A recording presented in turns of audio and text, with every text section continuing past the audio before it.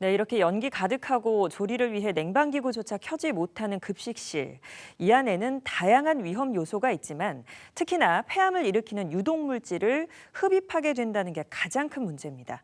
그런데 이 유독물질을 정화해줘야 할 환기 설비가 제대로 설치돼 있지 않았습니다. 급식실의 위험 요소 백창현 기자가 정리합니다.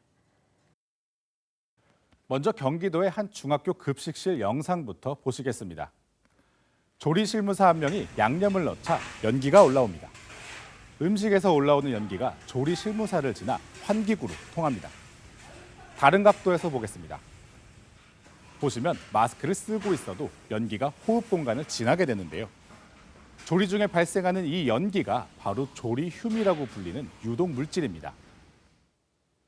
조리휴메는 미세 분진, 포름알데히드 같은 유독 물질이 가득해 폐암 유발 물질로 분류됩니다. 조리휴 외에도 일산화탄소 순간 발생량은 기준치의 44배가 넘기도 합니다. 급식 종사자들이 유독 물질을 피하기 위해서는 환기가 제대로 이루어져야 하는데요.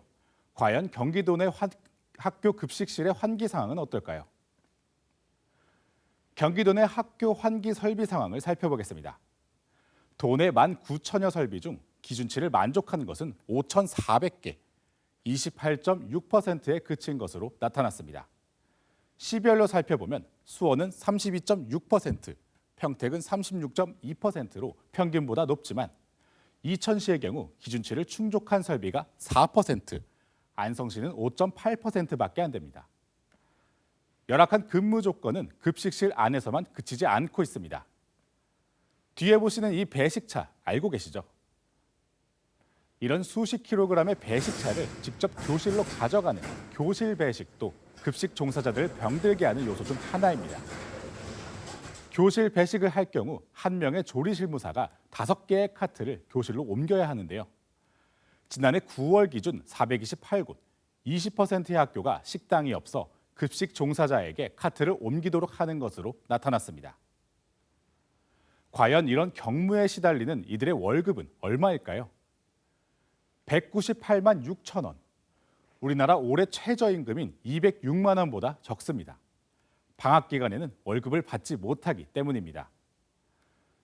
급여가 적다 보니 상대적으로 결혼이 늘어나고 남은 인원들은 지속적으로 산업재해에 노출되고 있습니다. 지난 2021년에는 급식 종사자 결혼이 없었지만 2022년에는 22명의 결혼, 2023년에는 급격히 늘어 484명이 부족했습니다. 산재는 2021년 351건이었는데 2022년 515건, 2023년에는 567건으로 점점 늘어나는 추세인 것으로 나타났습니다. 경무와 저임금에 시달리는 학교 급식 종사자들, 과연 이들의 건강은 어떨까요? 폐암 선고를 받은 2명의 종사자를 김성원 기자가 만났습니다.